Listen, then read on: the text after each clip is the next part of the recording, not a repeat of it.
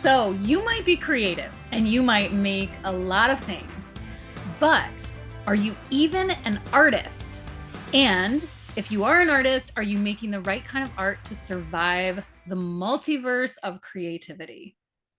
I love that you're asking people, are you even an artist? Because I think that gets people like gets their back up, like, well, of course I am. It could also bring people down because like, no, I'm definitely not an artist. I know I never was. But it's such a good question to ask people. Like, how do you even know you're an artist? Like, what is an artist? What is this multiverse of creativity? What is the arts? Where did it start? Where does it end? What does it mean? Is your art and I don't mean are you making good art or is your art better than my art, but is what you're doing more defined as art than what I'm doing? So if I'm stacking marshmallows and calling it a snowman, is your oil painting of some of like a Michelangelo character more important, or is that real art and my snowman is not art? Like, what is that? What is a marshmallow snowman versus an oil painting? Well, I saw a friend post on media the other day this giant scribbled mural, and she said a kindergartner could do this, and they call it art, and they're charging $1 million for it. And I think about those judgments that we pass on. This art is worth it. This art isn't. This one takes more time. This one doesn't. This art is considered fine art, because there is that whole stigma to oil painting being, more prestigious than acrylic, or that maybe illustration isn't even fine art. These are all stigmas and questions that are looming out there that really there isn't solid answers for. It's a conversation to be had. I've Yeah. even had in my world as a potter and sculptor, and in that season of life when I was doing that, I had questions like, am I even an artist, or am I considered a craftsman and a crafter, which I think it's both. And so sometimes I think there's these nagging little questions inside of us as creators. Is what I'm doing fine art or considered art? I think this conversation is really deep and really wide. And it really, I think, should begin with a real logical, factual look at like the history of art, what all the art movements mean, what are the definitions of them all, but which could be like a really long, boring book if we wrote one. It could be short and exciting or Yeah, how long do and we make boring. that a work Yeah. of art, a piece of art that is engaging? But it probably does come to the way, like the old world view versus the new world view. And I know you've had a couple thoughts about that. Yeah, I think yeah, I've got a lot of thoughts. It's a good idea to try and order them so other people can make sense of them because it can go in a lot of different directions. I think like we started this conversation with discussing, is illustration fine art? And I remember one of my first questions was, why does that even matter? What's fine art anyways? Well, I can And interject right there and say why it matters to me, because as an illustrator, I have struggled at times with feeling like, is my art as considered fine art as the other fine artists that I'm in community with? So there's Mhm. artists that I'm in community with that are oil painting and doing big pieces and very specialized gallery work and this sort of thing. And my form of art and what I even consider fine art is very different.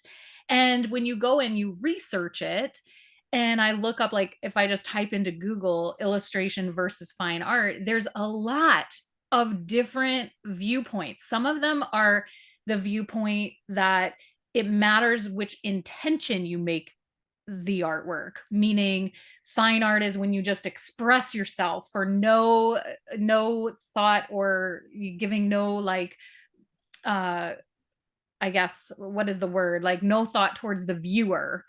And that would be like just self-expression. It doesn't matter what anybody thinks about when they look at it. Whereas illustration, then there's this definition that an illustrator is still creating high quality, but they are always conscious of the viewer because they're there to tell a story and relay a message. Well, then you and Mhm. I have gotten into long conversation about, but your work is fine art and you're still relaying a message. Does that make you an illustrator? And so the lines blur. And They do. yeah, and so that's why it mattered to me as an illustrator to be able to say it. I also consider what I do as an illustrator to be fine art, but Mhm. according to a lot of definitions out there, it might not be. Yeah, I think it's a good idea to look at the standard definitions of what they mean. And it's a really good to know where you are, what you're doing, why you're doing it, how you can present it to the world, where you can go with it in the world, so that you can make goals and make plans that aren't convoluted because you don't really even know what you're doing. Like if you're Mm. making marshmallow snowmen, what are you going to do with that? It's going to rot eventually. Well, maybe some marshmallows wouldn't, but you kind of need to know where you're headed. I think it's really important to do to have a basic understanding of what you're doing and where you can go with it. But I think it's really, really true that the lines are blurred, because when you even look at fine art as like something that is one of a kind piece of expression rather than telling a story, that it's something that would hang in a museum, then where does installation art come? Because a lot of installation art is very temporary, and I have trouble with understanding installation art, but there's some incredible examples of installation art in the world. And someone that comes to my mind who I would certainly consider a fine artist, but definitely crosses a lot of boundaries, and I think that's his point anyways, is the graffiti artist Banksy. And I just love this story. He had a show, or he didn't have a show, but his work was shown here in Kelowna recently. So it was the first time I got to see his stuff in real life. And he's a graffiti artist that was became known for his because of his political messages in his work that he was doing. And because he was a graffiti artist, which is illegal to do graffiti, there was a bounty on his head basically. And to this day, nobody even knows still who he is. And he's had huge shows, and his work sells for millions of dollars. Like it's really, really interesting story. So anyways, he had this one really famous piece called Girl with the Balloon.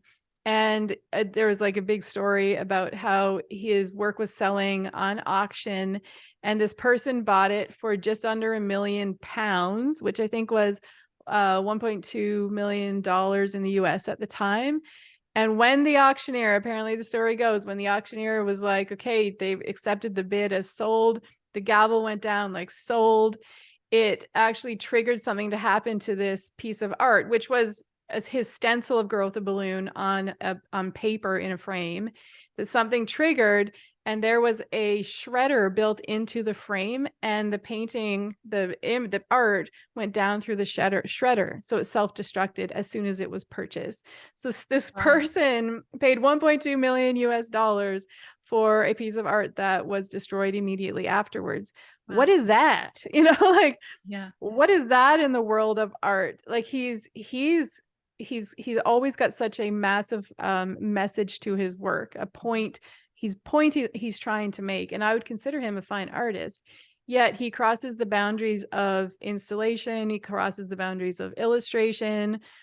People would say he's a political activist. Like there's so many different labels that we could call him. So he's, I think, a really great example of how blurry the line can be. And Mhm. does it Mhm. even really matter what Yeah. you consider yourself to be? Because I think in this world, you can do anything with anything anywhere. If you've got the idea, you can really have the opportunity to make it happen in our world today. Which is what we meant in the beginning when I used the word multiverse. We live in Yeah. this wide multiverse, if you can imagine the universe, but our creativity is just so wide. And I think a Hmm. lot of times as creators, we think of it as linear.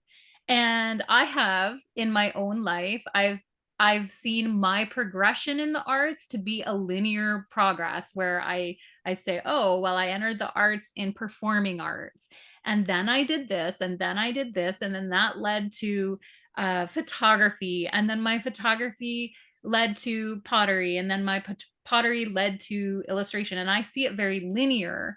And I had a good friend say, Mary Janelle, look at it more like a sphere where you are talent, and depending on the stage or season of life, the sphere just changes how it shows to the world. And Mhm. by starting to think of it less linear and more of a whole, that I am a whole creative person. And if I want to make a point or tell a story through illustration, I can do that. If I want Mhm. to craft and produce 100 pieces of pottery all the same, I can do that.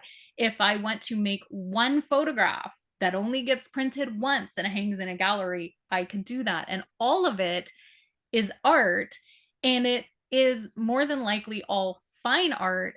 It but the definitions out there might not agree. But the artist themselves is what brings out the art from the inside out. Mhm.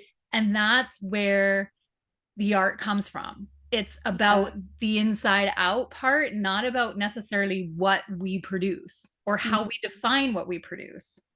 Yeah, I think there's probably a lot of people out there that I would call a purist, who want to define it and stick within that definition. Mhm. They would be a purist in the art world. Probably if you were looking at it in the social media world, business world, we would say they're very niche, right? Like really Right. niche down as a purist. Mhm. They're an oil painter after Michelangelo, Mhm. and it's very important, their process and how they varnish and everything about their process to be very pure. And then there's people who throw it all together and create incredible work. And it's maybe unpure if you're looking at the opposite. But Maybe it's the multiverse. it's the Maybe it's the multiverse. sphere and not Yeah, so I think linear. Yeah. it's non-linear. And we had this conversation in our comparison. Was it our comparison episode where we talked about the linearities and non-linearities? And creative minds are very non-linear.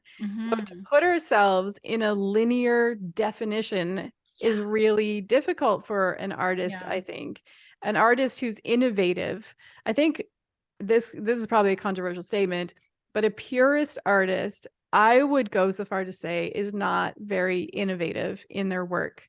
They're more than likely really, it's not a positive or negative thing. It's very much about loving an art form and wanting to do it. Like I love embroidery. So embroidering little flowers on little canvases, it's not innovative, but maybe I just love to do it. Actually, I love to crochet blankets. It is not innovative. I follow patterns, I just get colors, I just make blanket after blanket. It's not Yeah. innovative. So it's a pure form of something that I really, really enjoy making. So this Mhm. is where you can kind of look at the idea of an artisan and a craftsman. I think that the definitions we had written down were like a fine art, illustration, craftsman, and artisan, to attempt to like see what these things are, because Mhm. a craftsman can be somebody who isn't necessarily innovating in their process, but they're doing it really, really well. And like an artisan is also similar to that. It's like the difference in an artisan who makes sourdough bread is different than somebody who's just pushing out Wonder Bread in a factory. An artisan will make sourdough. It's very It specific, comes in and art form. it's an Yeah. art form, and you have to be skilled. And there's only so much innovation inside of making sourdough. But I tell you, when you meet an sourdough artist, you will know the difference between their bread and Wonder Bread. Like you'll never Yeah. go back to Wonder Bread ever again. So Mhm. that's kind of Mhm. how you can look at an artisan. It's beautiful and it's necessary in our world. But an Mhm. innovator as an artist is somebody who's probably really going out of all of those boundaries. Mhm. So it's a multiverse because one part is no more important than the other part. They all play a Mhm. role in making our world beautiful, and Yes. all of those different levels in making it beautiful. And I think all of them can be fine artists, every single one, Mhm. or illustrators. Yes. Well, I think earlier when I had mentioned the definitions I had found when Googling, and that some will see it as the intention that an artist has, meaning what is your intention illustration is to include the viewer and make sure to give messages, where fine art might be to disclude them and just self-express. And then there were some definitions that didn't have to do with intention, but had to do with medium. And there's some very medium heavy definitions of fine art versus other arts or other expressive creative avenues. And that was really interesting to read about, where like some will categorize the mediums as that some are finer than others. That has never sat well with me as a creative. I know there'll be some out there, very well educated, very successful artists, who would strongly suggest or believe that mediums rank in different orders. But I do see that as still a linear way of thinking, and a very I guess putting one form of medium higher, I think will disqualify other forms that still take just as much skill to master. And what you're saying about sourdough bread, there's a place and time for Wonder Bread. I'm going to tell you that I don't make French toast without Wonder Bread. Like, Wonder Bread makes the best French toast, but I will not just eat it with a soup like I would a sourdough. And so there's these place and times for different kind of every kind of creation. I disagree there. I think Wonder Bread should be like wiped off the face of the earth. Your kids would like me for saying that, and they're gonna you go make them Wonder Bread French toast, and you'll see that they'll be quite pleased with you. Although your kids don't eat gluten, do they? Never. I don't even think there's gluten in Wonder Bread. There you go. That's a good tester. I don't know what's in Wonder Bread. Well, put it this way, it's the only time I'll ever get Wonder Bread. But my point being that there's these places and times for all creativity in the multiverse, and to rank them, I think, or to put them one higher than the other, or elevate a medium above another, doesn't sit well with me. And one of the reasons I think that I've felt that way is, as an illustrator, I wanted to put aside my illustration and pursue other mediums, because I felt that they were more important. So I bought into that mindset. I really bought into it, thinking, okay, well, that's great that I'm talented here, but if I just do this medium, it's better, it's looked at better, it's more prestigious, or I'll get better recognition. And that was really a fault of mine for a long time, where I didn't accept the medium where I thrive. And they say out there, where when something comes easy to you, you think it's easy for everyone and therefore it's not important. And that has happened to me in the area of illustration, where illustration does come easy to me. And so I think, oh, anyone could do it, I should pursue something harder for me.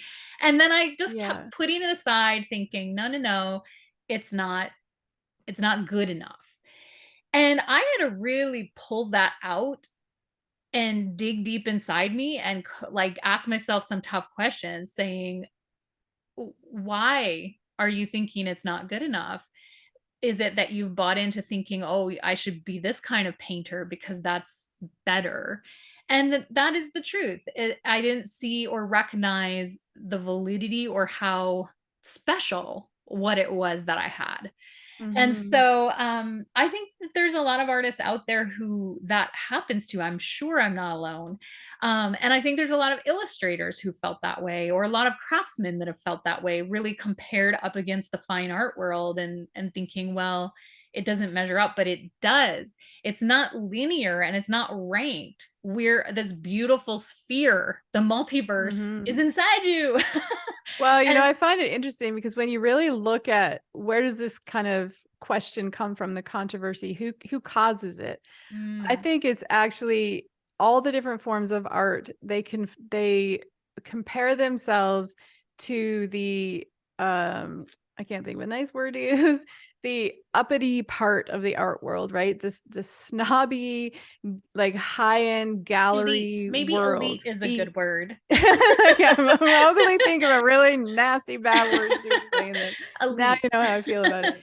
but the elite of a society of the art world, and probably because it's small and it's difficult to get there, and for some reason we think that's the place to be. I used to think that was the place to be. I'm a painter, and where am I going to see success? It's in a gallery. And then if I get into galleries and I get represented by galleries, and I need to be represented by high-end galleries so that my prices can go up and I can become part of that elite world so that I can make lots of money and be famous. That's kind of like this it's not a dream. It's just something that sits there that I think that's what I have to do as an artist. So Mhm. it's that elite part of the world that's making us think that's our goal and that's Right. our aim as artists. So if you're not even a painter who would put something in a gallery, not that painting's the only thing that goes in the gallery, then I can see how you would very quickly think, well, am I even a valuable artist? Because that's not even a place I can ever put my art. Mhm. So, but we, for some reason, have that in our minds as the place to end up. If you end up there, then you're definitely an artist. Mhm. But Mhm. it's so untrue. So first thing you have to do is recognize, is that a place I even want to go? If it is, fine, go after it, because it is a part of our world and it's an interesting part of our world. But if it's not a place that you want to go, then where are you actually, where are you headed? And Mhm. that's what you go for, Yeah. and be the artist, for that path. I Yeah. think about I think Michelangelo is a really good example, because if we look at the old world versus new world, we look at art history, timelines of art, it really brings a lot of this into perspective, and recognize that this question has actually been asked all through history. And there's been a Oh, it's controversy not new to me. not new It's to not a you, Mary Janelle problem. not new to you or your genre of art or your medium of art. And it's just like this like snobbery that happens between all of the different forms of art. And I remember really specifically learning about the history of art and the history of photography. And when photography was introduced into the art world, there was a massive controversy. Like there's so much written about it in art history, because the painters, I think, felt threatened by photography, because painters were the ones that were, interestingly enough, illustrating history. Michelangelo, in my mind, was an illustrator. He was illustrating the Bible. That was what the most of art history is about, is the history of the Bible, illustrating the Bible. And Michelangelo, did the Sistine Chapel ceiling, and there's David that everyone goes to see. Like that was the beginning of a lot of art history.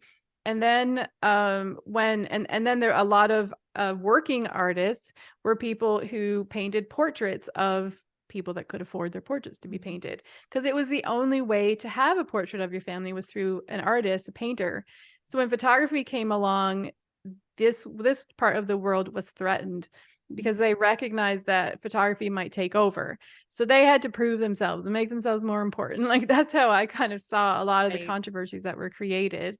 And then they said that photography could no way be fine art, because you're just recreating something that you see. But of course, photographers all throughout history has proven that to be wrong. Photography is definitely can be fine art, and it can be applied, and it can be representative. There's so many different genres to it depending on what you're called to do. So just looking into history, you can see these lines are blurred. I really truly think Michelangelo is probably thought of as a fine artist, but he was actually in the definition an illustrator. Mhm. So I think that throws Absolutely. everything on end. Yeah. Now, in this podcast here with the two of us, Charla might be known as the fine artist, and I would be known as the illustrator. So, what I was thinking, because Charla, we did a little side by side comparison of fine art and illustration. I was thinking you should read the fine art side, and I should read the illustrative side, and tell our viewers and listeners what we found was the difference. Now, I personally don't feel that it's so linear and that we're very sphere like, that there's a gray, blurry area, but the internet does tell us a few differences. So to start off Charlotte's side, it was what you were saying, was historically, how was it used? Yeah, like I believe that it was used to illustrate the Bible, illustrate scripture, and to capture portraits for like commissioned portraits from different people in society. And Was it, and fine art. So fine yeah, art coming from a background of illustrating. yeah, and that's a very brief idea. I know there's a lot more to art history than that. But when you think about historical pieces, you think about there's like so many of Jesus and Mary, you know, Jesus on the cross and Mary holding baby Jesus. And it was very much, it was in the religious world where there was money for those types of things, and they were um commissioned to paint And in to all of these great document. So cathedrals. in some ways to document the history, to Yeah, tell the yeah, story and document the history. yeah. And then ownership wise, Fine art is looked at as a single owner. So, you know, you make one original piece. There can only ever be one original. But that's a little bit broken when we look at fine art prints, which actually exist. They call them fine art prints. So it changes a mhm. little bit, but it is does have an element of exclusivity. But I actually think, and you could say speak to this, that so does illustration. Right. Well, on the illustrative side of things, generally, illustration is authorized for reproduction. The illustrator intends for copies to be made, whether it be through storybooks or Mm, illustrating graphics, or, you know, the story is to be made and told. So by being told, you reproduce it, you get it out there. So I illustrate even for animations or, you know, turning it into something. I want it to spread, spread, spread. Whereas a lot of fine art, let's imagine a very exclusive oil painting that's made for a gallery where the idea is to get as many to come to view it there and to have single ownership, that's like the price is driven up on that one piece. yeah, Whereas, like the Mona Lisa, you could think about that. It's been reproduced a million times, but people travel just to see the Mona Lisa in person. right, so it's, so the fine art there, you know, it's for these private displays, museums, galleries, and that exclusivity where, um did I say that right? Exclusivity. Exclusivity. I always add an extra T. But in illustration, before there was photography, the primary medium for advertising was like drawings and book covers and you know, magazines. It was made to tell a story and made to be distributed and Hmm. widely distributed. And so that's really the essence of what we've seen between the two, is maybe the purpose of distribution and exclusivity. Yeah, and if you think of it historically, of how, why it would come to be that way, if the main medium as a fine artist would be oil paint was expensive. It was difficult to get certain colors. It was a long period to create an oil painting and let it dry. But Mhm. illustration, when it was something that they wanted to use for posters, like war propaganda, you know, like all of those types of labels for maybe medical stuff or whatever, they required illustrators to be able to create something quickly and have it to be able to be reproduced easily and quickly, whereas oil paint wasn't able to do that. So even though there were a lot of artists working in that industry, they weren't able to easily switch into what illustration kind of, maybe, I don't know the history of illustration very well, but I just imagine like it's just so much easier to reproduce something that was drawn with pen and ink. And I don't know how they would have colored it. I don't know what the mediums were they would have used back then, probably a watercolor of some version. And so they became exclusive because people didn't really have the time or even money to learn how to do both in those days when supplies were hard to come by. So you could Well, see how it would become very different. yes. And one, though, you know, I just want to draw attention to this, is that even though it might be quicker and easier in a sense to illustrate, I, from my experience, have found it doesn't make you less masterful, because the illustrator might be able to produce quicker and make like render a drawing or a sketch or an ink, you know, an ink picture, but and Mhm. they might be able to do that quickly, but it comes with years of repetition and Mhm. experience to be able to do that. So I don't like looking at it like, oh, one takes a long time and it's more valuable because it takes that much time. I could say if someone came into my studio and they took one of my illustrations that might have actually taken me an hour to render, I might not answer them that it took an hour. I might say to them it took a lifetime. It took a Yeah. lifetime of experience to lead up to that one illustration. So we might be able to render things quicker, but I also don't see them as less valuable because of that, or Mhm. less valuable because we reproduce. And Yeah. so a lot of artists, like we've talked about monetizing our art on previous shows. And, we've encouraged artists to make art cards or to consider it, to consider making art cards or making prints or ways to reproduce what they're, to generate income and to monetize if they want an art business.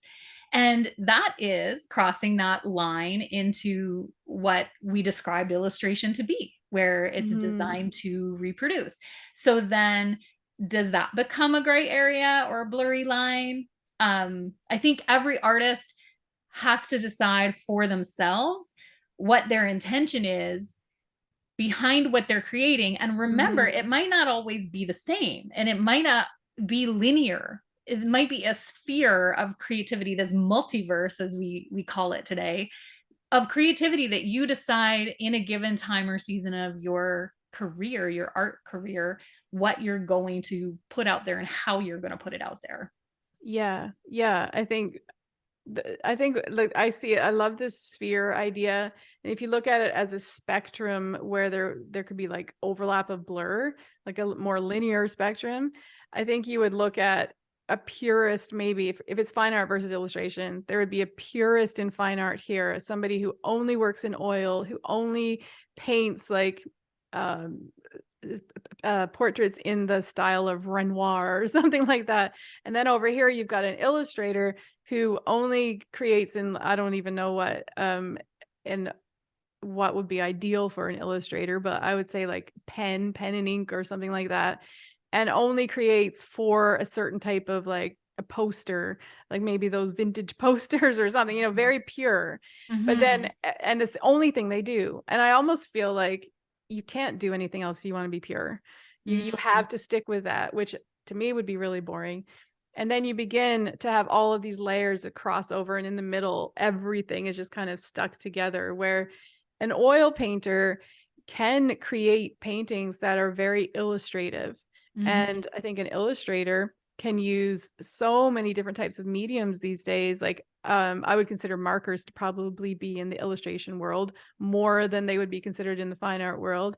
And yet you can create something that looks like a painting with markers. Mm-hmm. So, and is a painting fine art? I don't even know. I don't think that it is, right? And drawings can be fine art. So what's the difference in a drawing and an illustration?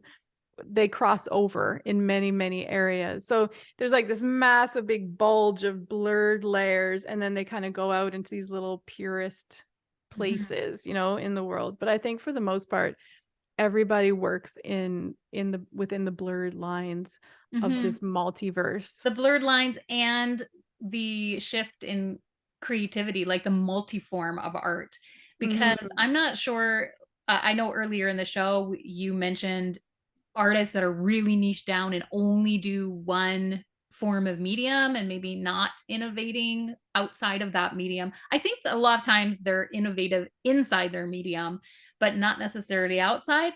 But I haven't met too many like that. If you really dig deep, asking artists enough questions, which we did in even in season one of the Bold Artist podcast. But if you ask enough questions, they usually have other side creative endeavors going on, Yeah. Well, we whatever we that may call them be. hobbies, side Hobbies, hobbies that turn things into that they're hustles. exploring outside that. It's Yeah. unusual to find an artist who only does one creative thing. That might be the creative Mhm. thing. They might do one creative thing that the world sees and recognizes them for, but Yeah. they often are exploring all kinds of creative mediums because that's Yeah. the multiverse that's inside of us. We have this, bubbling creativity that we want to try things. We And wanna live on the edge. We don't wanna yeah. be in a place of order and production, right? Yeah. We wanna be on Which the edge. which has been what surprised me about just seeing the definitions that were out there when I Googled it. I'm surprised that artists ourselves want to define ourselves and put ourselves in a box to that different definition. And it's interesting reading about it because it's not other people, non-artists that are making up these definitions. It's artists. It's artists who are saying this is what a fine artist is and this isn't, is what Yeah. it isn't. And I'm scratching my head thinking, but don't we want to have some freedom? Like not have boxes telling us what is or what isn't? Can we be spheres and not linear? Yeah, it's and well, I guess it's a hard thing when you need like specific language to talk about things. If you Yeah. want to learn a technique, you want to be able to search it properly to find that technique. So it's good to know what box that technique sits in. Yeah. I think maybe that's where it becomes important. I think it becomes dangerous for an artist to put themselves in one of those boxes because well, not because, but I think you need to know why you're putting yourself there. Maybe maybe you're a purist and you only want to do this thing. So it's kind of an easy decision to make. But it can be dangerous if you think that one thing is better than the other, or one thing will earn you more money or more fame or whatever it is that you Mhm, might be mhm, looking for. It's dangerous to think that you should be a fine art oil painter because it's more prestigious, but mhm. your gifting is in sculpture, it's wire sculpture. Because I think, and this is what our message always comes down to, is that we're all unique and we're given unique paths to follow. Mm, So you mhm, have something to share with the world, and there's specific people out there who need to hear and see and experience what you have to share. If mhm. you think you have to share oil paintings, but you're actually meant to share wire sculptures, then the people meant to get those or to experience those wire sculptures won't get to experience those wire sculptures. It's true. And they're important because sculpture serves an incredibly unique purpose in comparison with an oil painting. So we can't, the danger comes in thinking one is better than the other, one Mm, is more prestigious, or you'll make more money.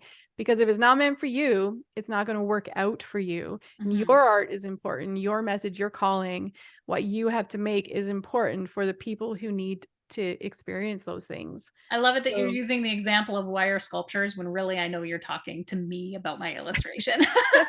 Like I she's almost really said trying illustration. I'm like, no, I'm she's going to use a really different trying to get example. a point across. Charlotte came to my studio and saw my illustrations and she's like, "Why aren't you doing something with this?" I am. I am.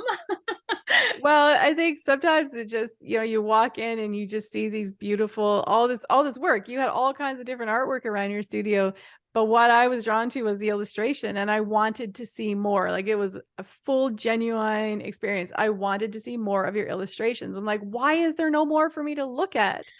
And yet there was so many other things to look at. Yeah. I just wanted to see more of those. And then I just feel in my spirit somewhere that this is what I want to see more of you making. I'm not the authority in your life, but that's what I want. Well, But I the want to interesting see. thing was other people say that to you too. Yes, you're not alone in saying that. And actually, I want to see more of it as well. And since the time that you came here and we had this talk, that is actually what prompted our very first illustration versus fine art versus craftsmanship talk.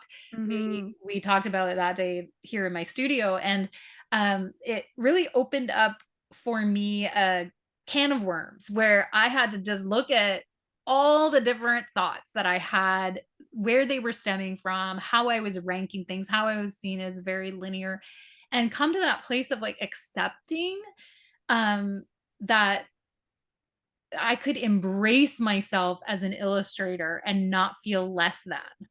And that Mm-hmm. was an identity thing. So, in some ways, all that we've talked about today hasn't been about the definitions between all the different art forms. It's been about identity and it's been about being willing to follow what we know we're called to do, which is what Mm-hmm. Charla mentioned here about message and purpose.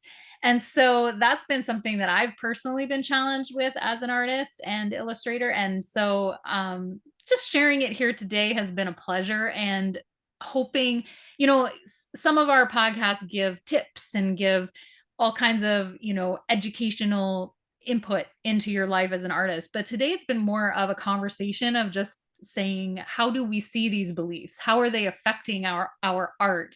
How are they affecting our lives as creatives and Mm-hmm. our view of the multiverse? And And that's a pleasure to bring and to open that conversation with you today. We'd love to hear in the comments right here in YouTube how you've seen the multiverse of creativity. Do you see it like linear or a sphere? Do you see a difference between fine art and illustration? You can share your thoughts. We're really open to hearing it. I'd And like to hear if you know of people that are using mediums in really unique ways. I mm, love finding those artists that are probably doing something very specific, but are innovating and doing it completely different than mm, somebody else has done it. Or even a purist. Like, I think purists are actually hard to find these days. Even mhm, if you know a purist who uses a medium in a very pure way and is like just doing really, really well. I'd love to see some of those things in the comments, or tag mhm. us on a platform where we can go and check them out for ourselves. I am so inspired by finding people in various mediums doing work. That's not something that makes me feel like I have to jump and do what they're doing, but it's really exciting to see them succeeding and really going for it and making Mhm, beautiful things in these mhm. unique ways. So share those with us. Even Absolutely. private message and let us know. Absolutely. Make sure that you're on our mailing list at boldschool.com to be in the know and get all the news of the classes and all kinds of happenings that we have going on inside of our Bold School community. And you might Mhm. even want to watch and listen to episode 56, this podcast that we have on comparison. Really good show to complement this one. And yeah, And so also, Mary Janelle has her own YouTube channel where some of her illustrations are shown and some of her processes. She even, I know one of your ones that caught my eye was when you're making a set for a puppet that you have, where she's building a set of yes, mushrooms for this little puppet, but you have to go find out for yourself. So she has her own channel where you can see some really unique, interesting things being done and created in her multiverse studio. That's what I would call her the studio. It's a Multiverse multiverse Studio. studio. So what is we'll have it linked down below, but what is your channel? It's my name, Mary Janelle. Yeah, so Kind of easy. Marijanel. Yeah. Yeah. And for now, like, definitely go check out her channel. Share with us your unique mediums, but go and watch episode 56 on how to compare your art and Mhm. yourself and your work with others in a really kind of healthy way, so that you're not doing any damage to yourself and your identity as an artist. But go and watch that, and I think it'll just really open up your mind on how you can pursue this idea of understanding all the different genres, all the multiverse of art, Yeah. understanding that in a healthy way. So go watch episode 56. And thank you for joining us today on the Bold Artist Podcast. And we hope that until next time, you keep creating. You know you're bored. You know you're bored when you're cutting your hair It before the doesn't look podcast. right. We can't start the show until I take that piece off. There we go. Oh, if Now we only can everyone could start. see everything. Cut my hair. I'm crying.